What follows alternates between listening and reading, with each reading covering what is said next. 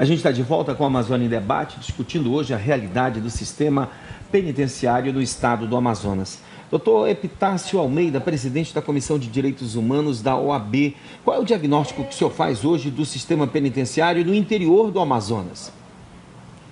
Bem, Elias, no interior do Amazonas a situação é bem pior.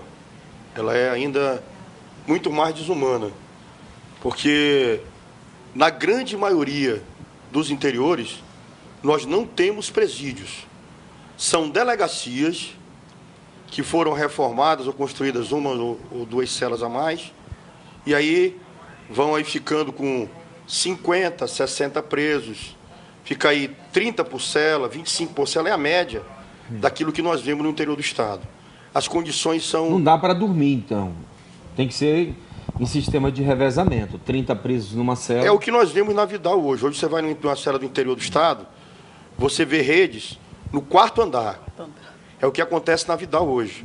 Hoje você entra na Vidal, por que morreu um preso ainda há poucos dias? Porque ele caiu do quarto andar da rede, mas não é do quarto andar do edifício predial, não é do quarto andar que ele está. Porque embaixo já não tem espaço. Então eles vão armando rede uma em cima da outra, até lá em cima. E aí quando cai de lá, concreto é embaixo, não tem jeito, acaba falecendo. Porque o espaço embaixo já não tem. Vão atando rede lá por cima. E é a realidade que a gente vê. E, infelizmente, nós temos que entender isso. O Estado, o dever do Estado, segundo a própria lei de execuções penais, ele não termina ao prender. Ele continua com o cuidado das pessoas que ali estão. Então, a necessidade de se entender é o seguinte, que a LEP, que é a Lei de Execuções Penais, tem que ser cumprida pelos presos e também pelo Estado. Porque a dignidade humana prevista na Constituição, no seu artigo 1º, ela tem que ser dada como exemplo pelo ente estatal, que está cobrando uma conduta social das pessoas. Ele tem que ser o primeiro a dar uma conduta ética correspondente àquilo que a lei exige. Desembargador, hoje o sistema prisional brasileiro, ele reeduca para a reinserção na sociedade?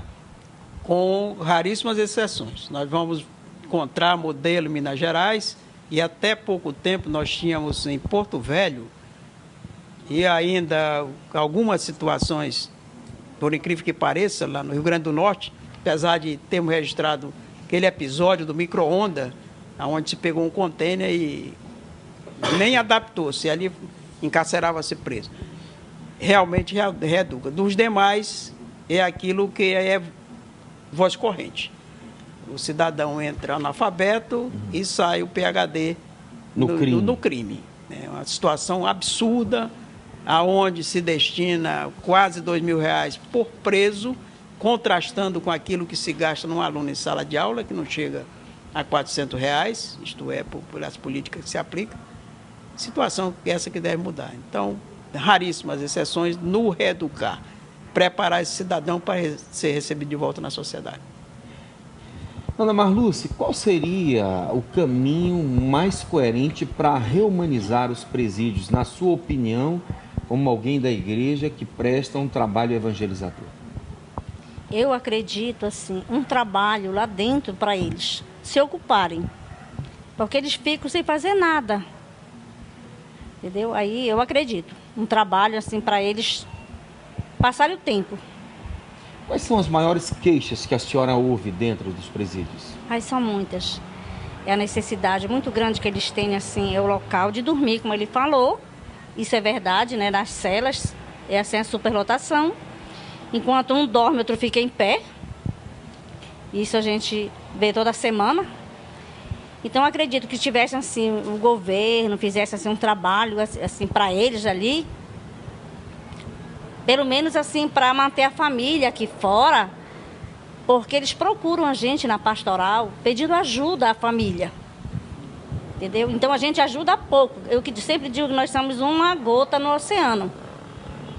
A gente faz o que pode ali pela família, né? Porque com aquela família que está a esposa grávida, que tem vários filhos, o esposo está preso. Ela fica aqui fora, perdida, aí ela vai pedir ajuda. Então, acredito assim, que se tivesse um trabalho ali para eles, manter um pouquinho a família aqui fora.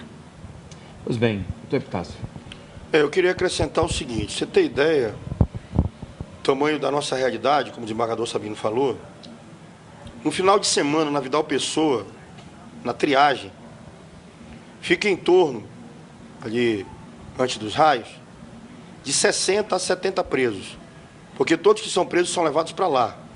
Lá é que é feita a triagem. No final de semana, não há transferência de presos.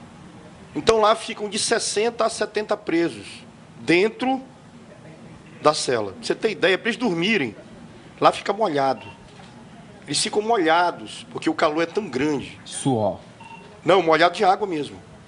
Eles se molham o chão, porque o calor humano, ele transforma aquilo ali numa chaleira. Então, a quantidade de gente dentro de um espaço pequeno, pessoas deitadas, pessoas em pé. Então, lá, que é o que chamam de céu azul, que é o começo ali, eles ficam 15 dias na triagem até ser colocado nos raios, ou direcionados às outras cadeias. Eles ficam ali. Então, uma condição dessa, 60, 70 presos numa cela, molhados, né? Eu pergunto. As pessoas dizem, não, prende. O que nós estamos criando são pessoas que vão se tornar piores, devido a essa condição que o Estado não tem.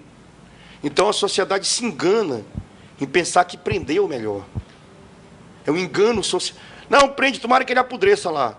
Pelo contrário, ele vai sair de lá um dia e nessas condições, não tem jeito, sai pior.